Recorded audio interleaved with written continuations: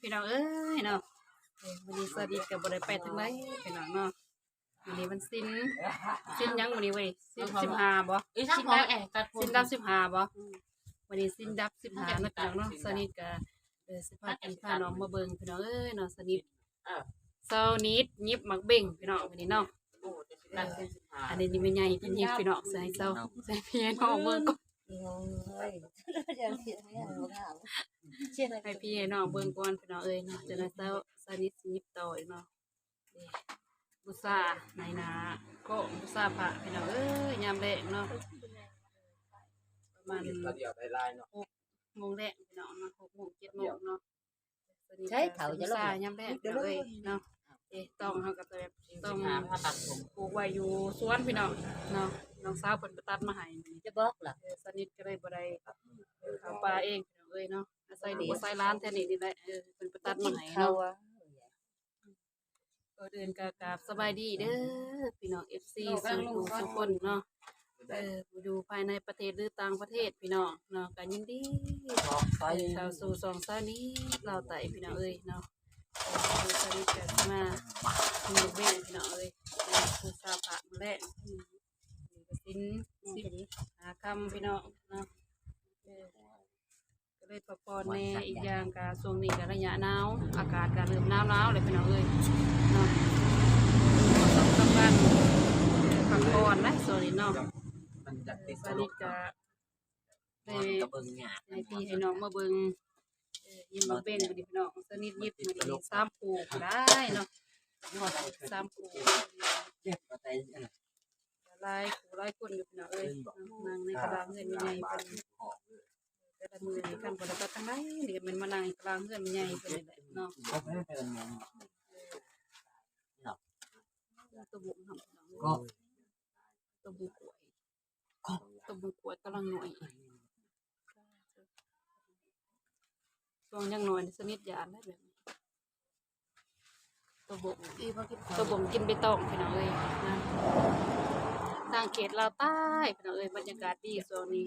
เข้าสู่แล้วฤดูหนาวเลยพี่น้องเนาะ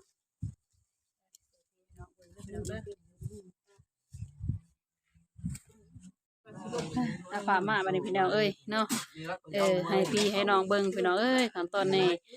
การกาเกียมสิยิบหมักเบ้งน้อยพี่น้องเนาะไปบุษาพี่น้องเอ้ยกล่องสนิทกับใบแกงเด้อพี่น้องเด้อโทรศัพท์จะเป็นจังไดหมู่ๆอยู่พี่น้องเอ้ยFC เบิ่งบ่แจ้งปานใดแหละเนาะ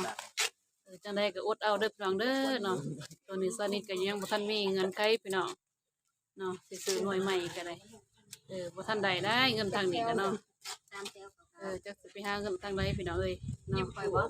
3 ซ่าเนาะพี่น้องเนาะกล่องสนิทก็บ่อยากแกงไม่เซลฟี่ก็บ่ทันได้ซื้อพี่น้องอาศัยจับเอาแล้วนี่เนาะอ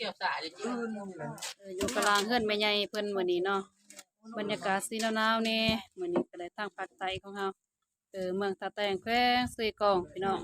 สวัสดี FC เพิ่นสาวนูนาแฟมิลี่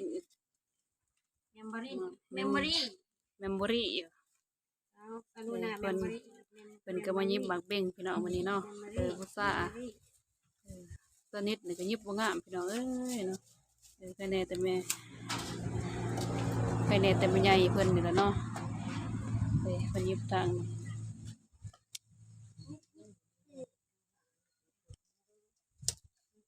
กล่องสนิทบ่แจ้งพี่น้องเอ้ยเนาะสีหมอกมั่วๆแน่เนาะพี่น้อง FC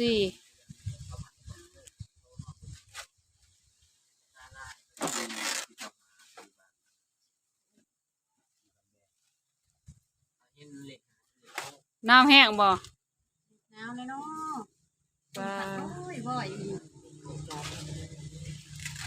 น้องสาวจอนน้ำแห้งบ่น้องสาวจอน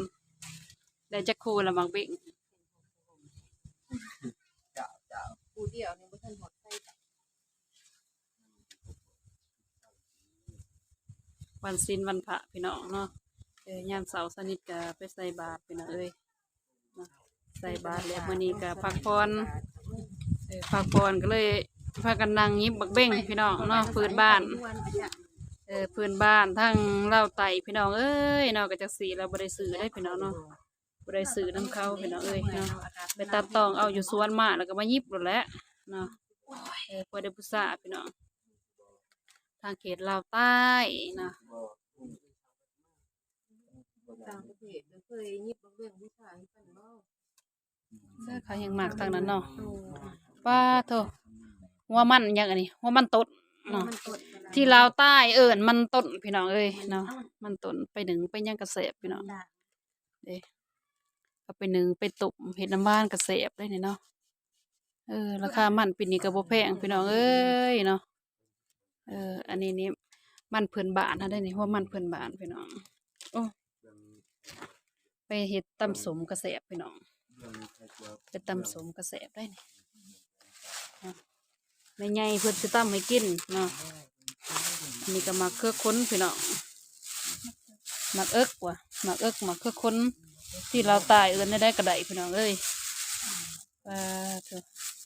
แต่อาหารแบบเพิ่นบ้านนะได้นี่มาเครือค้นพี่น้อง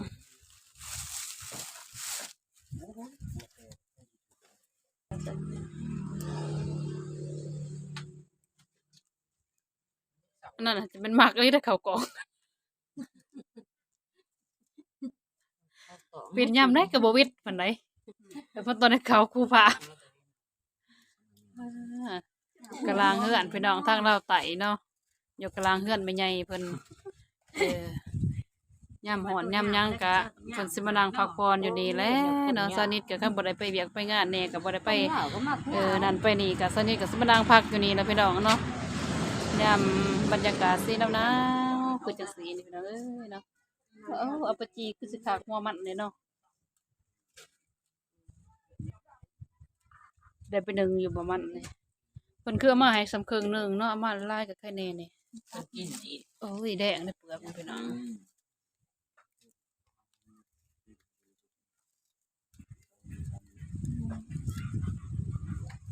ไปโรงเรียนเด้ออีลูกโรงเรียนบาดเจ้าเกิดมันยาก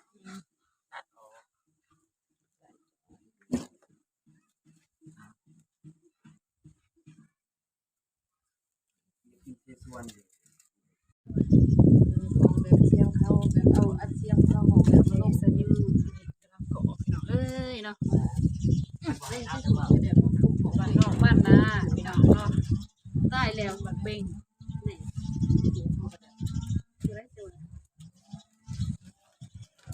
ไปเป็นกระปุกไม่ ตาผีตาหนองเบิ่งพี่น้องเอ้ยเนาะยิงบักเบงทางเขตลาวใต้เขตชนบทพี่น้องเอ้ยเนาะ นิว ยิ้มกับพี่น้องแบบนี้เลยสนิท มาแต่ว่ากิน ยิ้มไปบุษราเนาะยำแดง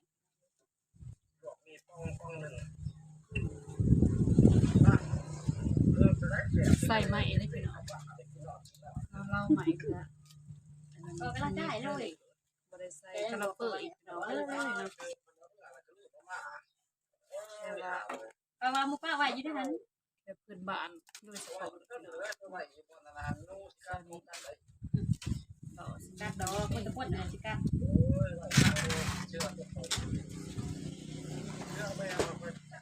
ล่มนี่ก็ล่มเถล่มว่าอะไรกลางคืนก็พอเหี้ยเนาะ เขาจนสั่นไม่น่ากระตาดีกระตากระตา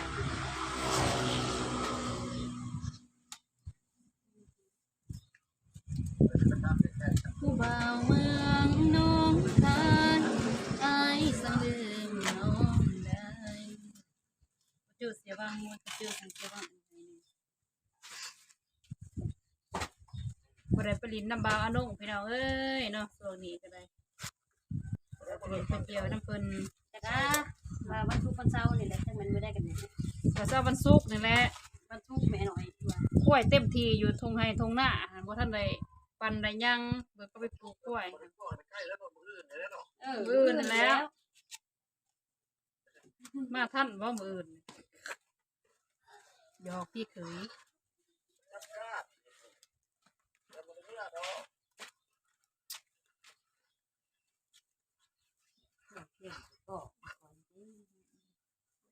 พระบัดก็เลิกได้เมื่อนั้นก็ไปแป้งพระบัดอยู่ให้ FC เพิ่นเบิ่งเลย ยาลูกมานั่งจนหาเป็นหัวชิปเด็ดที่สร้างหัวเป็ดมาเลยใช่ไหมไอ้เนี่ยมันก็จะเป็นน้องเป็นหมอลำเป็นสาวหมอลำแม่หามาโคเปะเลยพี่น้องเลยนางไปนางมาเลยสร้างบรรยากาศนี่ตามนาวลายก็ได้ยังไม่ใหญ่ทั้งนั้นถึงประเภทเลยอยู่ที่ประเทศลาวช่วงนี้อากาศเย็นหนาวพี่น้องเนาะ ไปองค์อีหยังตอนค่ะ ที่ประเทศไทยหรือว่า มีแก้มเครื่องป้าไหวเล ต่าย งประเทศอเมริกาส่วนนี้เป็นจังไรเนาะสภาพ ไม่ไม่อะไรเลยยาขนมอีแล้ว หนาวคืออยู่ลาวบ่เนาะลาวไก่เซ็กกล้องนี่หนาวแล้วเด้อเนาะ เอามาแต่ว่าสิอ้วนให้อ้วนมันมีเงิน เดี๋ยวลงไปลงมาสนิทกัน ซื้อหลามาอีก อืมอืม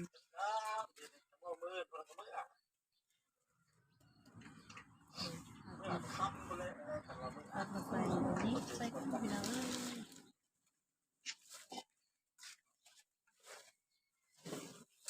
เป็นสูตรอ้างว่า ใกล้ยังวันนี้เขาเนาะ ควรทางเบิ่งแย่ลำเด้อกลางเดือนพายุเย็นบางคืนลำห้องสอดแจ้งอดุลอดีตในพี่น้องส่วนนี้เนาะทางเหนื่อยแย่ขาดคนเบิ่งแห้งเดียวดาย แอบปิ้วก็จะเป็นยูทูบเบอร์น้ำกันเดียว ขึ้นถึงเวที ใครเนี่ยอยู่ดอกไล่สุด มี ไล่ ไฟแสงสีส่องหา ติ๊บหน่อยหันติ๊บหน่อย สัญญา ไข่ดอก พาคนหมดสื่นหัวใจ ทางคิดทางคิด แต่ว่า มัน ตัว อยู่ จริง วันนั้นเด้สี่หัน เป็นยิงและโทษ บนห้องหน่อยหันทองบนห้องหน่อย กา หั ร น คนว่าให้ห้องเพลงเด้อคนว่า เดือดทำงานได้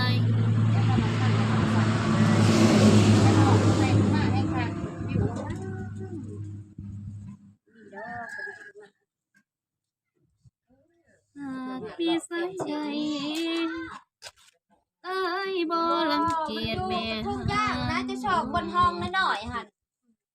บนกระทุ่งย่างมันเป็นแม่ดอกกิน เจ้าไล่สดกันเด็ก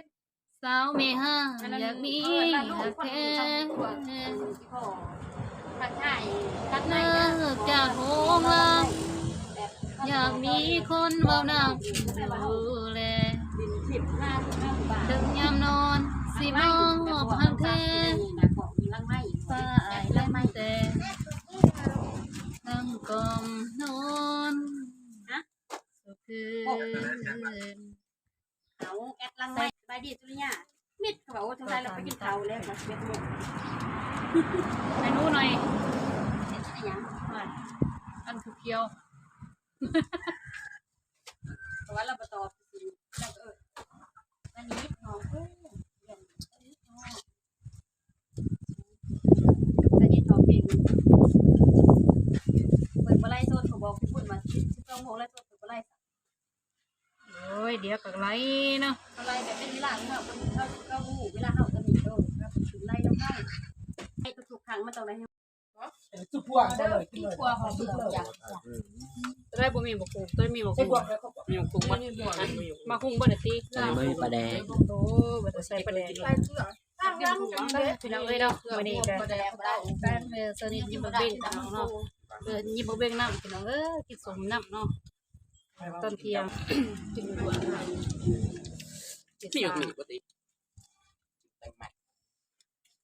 นี่มีมะกรูดเมื่อเขาใส่ตะเกียบเป็นนัวเอาครัวเผ็ดแล้ว โมโกะเยอะกินน้ำหนองบ บ่ใส่บ่หมกหมี่สิ ป้า อยากกินน้ำหนองยัดน้องมาให้กินน้ ข้างในบุก คือเราเมืองลาวพิซาเมืองลาว ดูน้ำกันจะว่าใครเป็นอะไรใครเป็นดอก ใส่ยังเนาะ กินพิซซาเด้อ ผักสลัดผักกาดผักหอมปอก ำเบิ่งนะหนาแล้ว ผักซี่ ก็ต้องนั่ง เป็ดขัวเนาะ ยืนเนี่ยเนี่ย ผักปูใส่ กินไปกินมา เราเจ็บบาทสนิทนี่มากขนาดได้พออยากจะสมได้พี่น้องเด้อสิเอ้ยผักพรจากการมีลูกเบ้งเราก็เลยพาไปติดสมพิซซ่า ไม่ค่ะเพิ่นมาหาหลอกขายมาคุยมื้อนึงก็บ่ได้เมาเอาน้ำเพิ่น ชอบเผามันอยาก เออเนาะเป็ดค่ะเป็ดแน่ดีเลย